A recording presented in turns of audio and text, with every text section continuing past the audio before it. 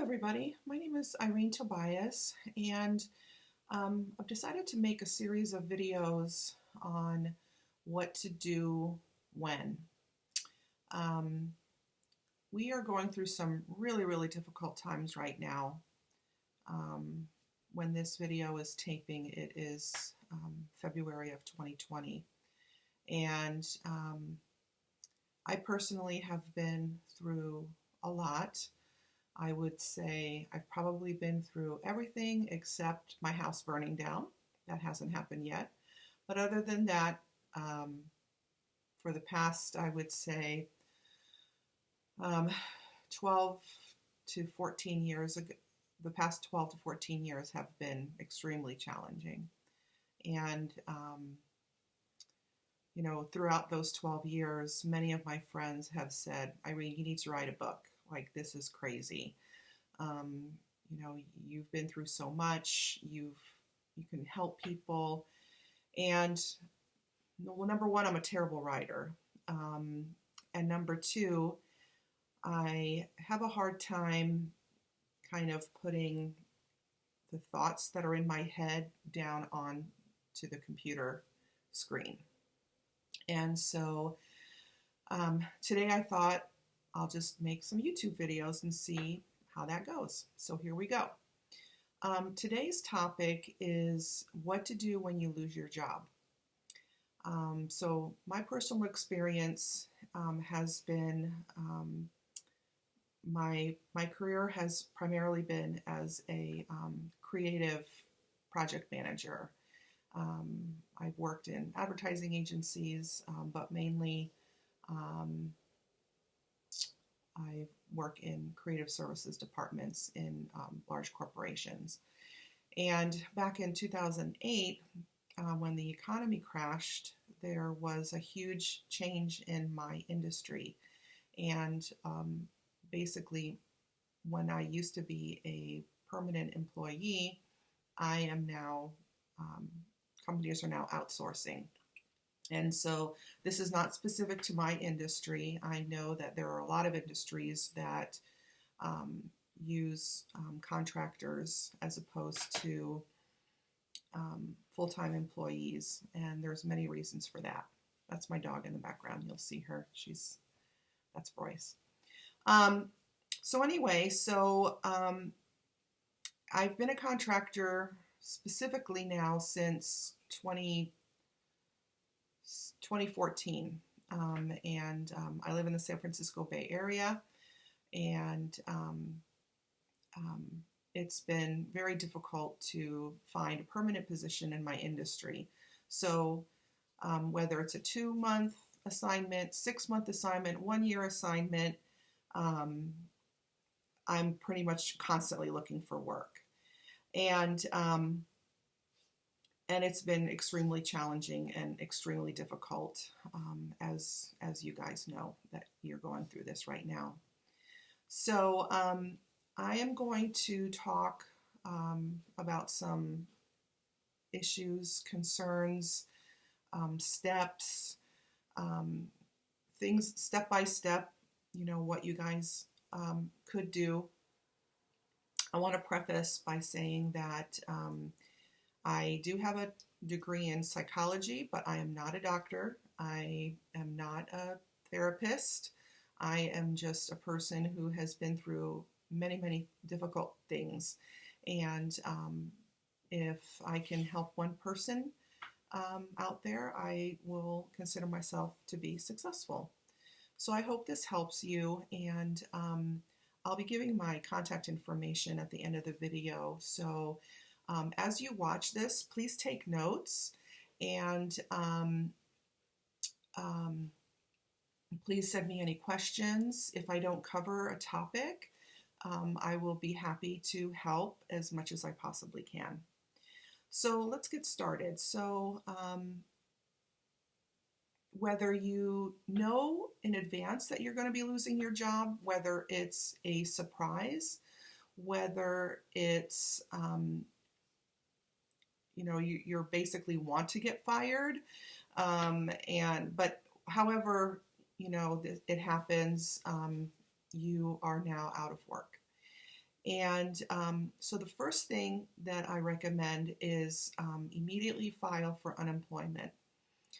Each state is different in their laws, and I live in California, and so I can speak on the process that I go through whenever I finish a contract. And so basically, I just go to the California EDD, which is short for Employment Development Department. And the program or the website is not easy to navigate, but you can get through it. And it's really important that you do that first thing. You don't get your benefits. I think they hold it for 1 or 2 weeks. I don't think that you get paid for the first 1 or 2 weeks when you file unemployment. And then after that, you get paid twice a month. And it goes by, it's the amount of money that you get or collect from unemployment is determined by what your salary was. And I think they look at the past 6 months or the past year, I'm not sure, or the past quarter, something. And then they determine, based upon what your salary was, how much you're entitled to. And if you feel uncomfortable for any reason, I recommend that you not feel uncomfortable about it, because this is an insurance that is taken out of your paycheck. And again, this is the state of California, so I'm not sure how other states work. But in the state of California, every month or every paycheck you get, there's money that's taken out of your paycheck for unemployment insurance. And your employer pays for unemployment insurance as well. And so when you file your claim, you'll get a notice on how much your is in your bank. Pretty much, there's like a you'll say, okay, you have this much money available in your account, and that when you get paid every week by the unemployment department, that money is deducted from whatever your balance is, your available balance. And it's really good that you know in advance what your balance is, because you can then budget your money accordingly. So that's step number 1 is file for unemployment benefits. The next thing, step number 2, is tell everybody that you know that you're looking for work. It doesn't matter what line of work you're in, but it's always good to tell everybody. And please don't be ashamed or embarrassed. We all go through this at one point or another in our lives. And so it's not anything to be ashamed of. So please don't feel any shame. And, for obvious reasons, one time I told a friend, and he's like, oh, I know somebody who was just in my office and they're looking to hire somebody. Or, maybe you should contact so-and-so. Or my brother-in-law is in this industry. Maybe you should talk to him. People love to help. And especially when it's within their own industry, where they know a lot about what they do and they know a lot about the area that you're living in. People love to help. And so that's always really, really helpful. Obviously, your coworkers are going to know that you're no longer there, and they're going to be reaching out to you to see if you're okay, how are you doing, offering their support. And of course, say, hey, do you know anybody? Do you know anybody I can call? Or do you have any friends or relatives or whatever, business associates? So it's really important to communicate to those around you in your inner circle that you are looking for work. Sorry about that. The next thing is to find recruiters. It's it's so different now than excuse me, when I was younger.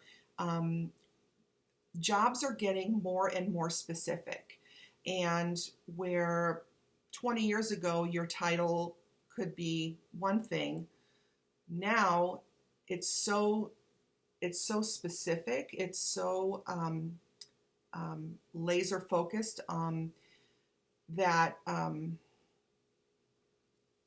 it's kind of hard to find a job. In other words, when I'm looking for work, there are so many different titles depending on what company you work for. Everybody calls what I do for a living differently. Production manager, project manager.